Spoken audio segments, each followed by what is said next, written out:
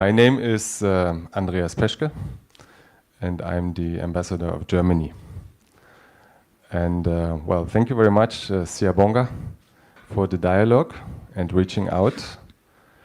There's one thing I would like to mention.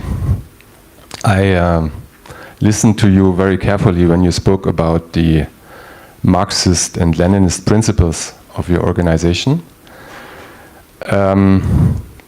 Some here in the room would know I grew up in a communist country. I grew up in a country called the German Democratic Republic, also known as East Germany. So I had a first-hand real experience of really existing socialism. And so we had all these Marxist theories. I read a lot of Marxist texts at school. We always had Marx, Engels, you didn't mention Engels, and Lenin in our rooms as the guiding figures. We had nationalized everything. We had nationalized the land. We had nationalized the enterprises. But then after 40 years, we woke up and we realized that it didn't work.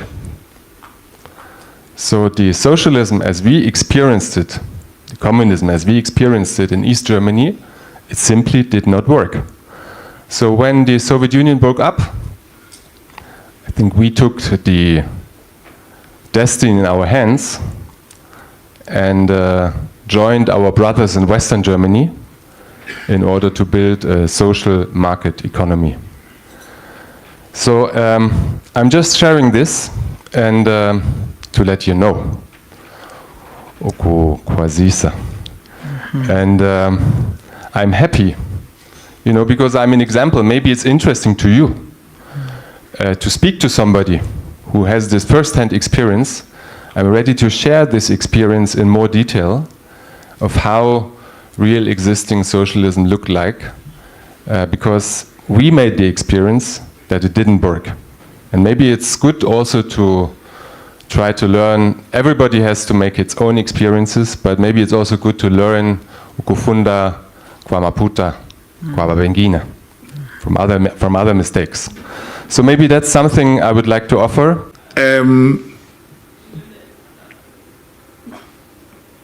Socialism didn't work in Germany, and you're going to tell us how it failed.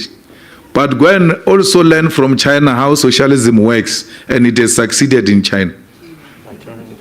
It doesn't mean if it has failed in Germany, it will fail everywhere else. We're not Germans, we're South Africans. In China, they've got socialism with Chinese characteristics. What stops South Africans from having socialism with South African characteristics?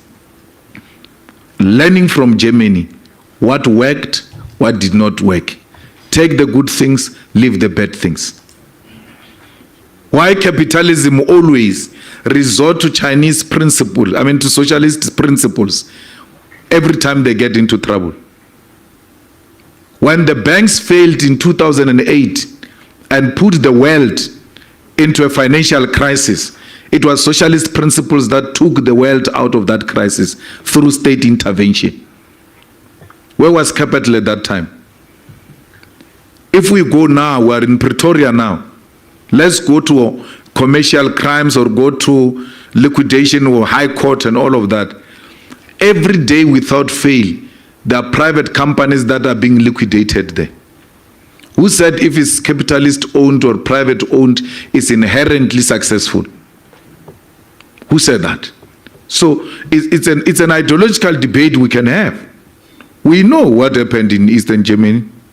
We know what happened in the Soviet Union. We know what's happening in China. We know what's happening in Cuba.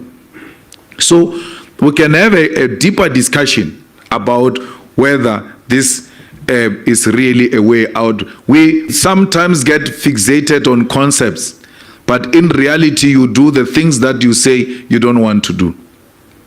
Every time capital gets into problems, the state must intervene. Every time. That's when you now see the importance of socialist principles.